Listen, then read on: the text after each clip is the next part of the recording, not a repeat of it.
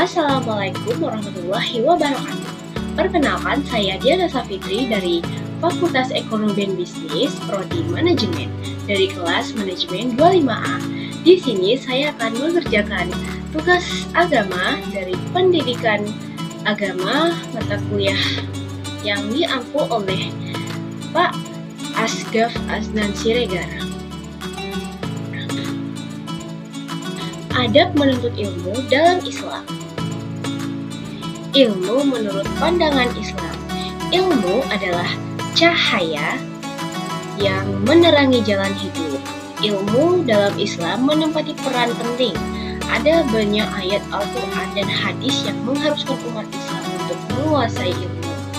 Allah juga telah menjanjikan orang yang beriman dan memiliki ilmu pada posisi yang lebih tinggi derajatnya. Ilmu adalah cahaya yang menerangi kehidupan manusia. Namun, cahaya itu tidak akan bermanfaat jika tidak disertai dengan adab yang baik. Dalam Islam, adab menuntut ilmu menempati posisi yang sangat penting, bahkan disebut sebagai pintu masuk menuju keberkahan ilmu.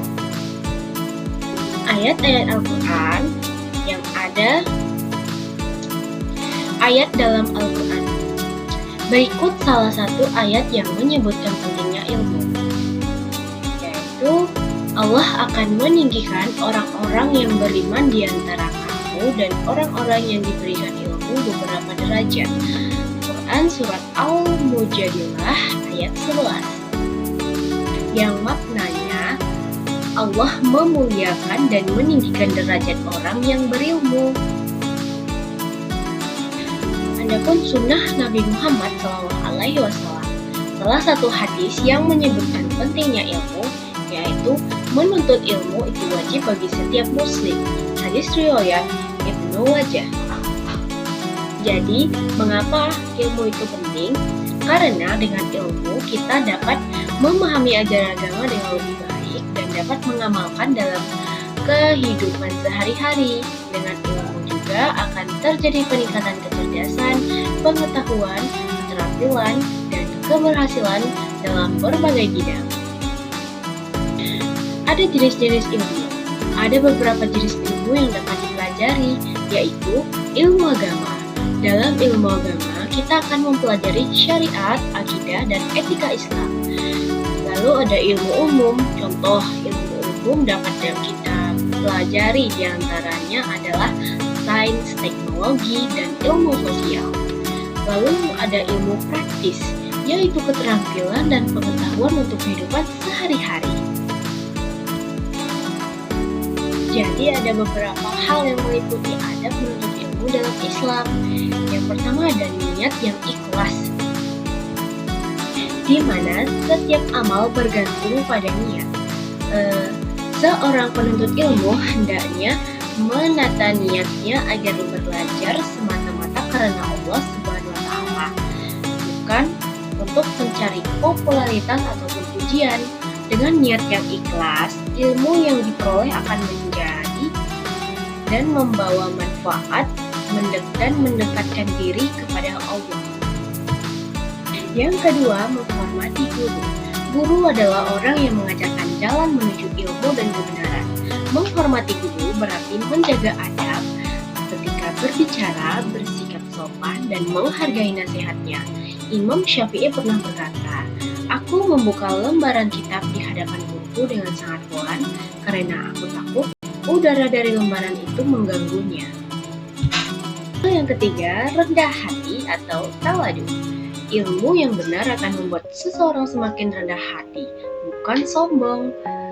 Orang yang tawadu akan lebih mudah menerima pelajaran baru dan tidak merasa paling tahu. Sikap ini menunjukkan kematangan spiritual dalam menuntut ilmu. Lanjut, yang keempat ada rajin dan sabar. Proses belajar memerlukan kesungguhan dan kesabaran. Tidak semua ilmu bisa dipahami dalam waktu singkat. Dengan rajin dan sabar, Allah akan memberikan pemahaman yang mendalam kepada hamba-Nya.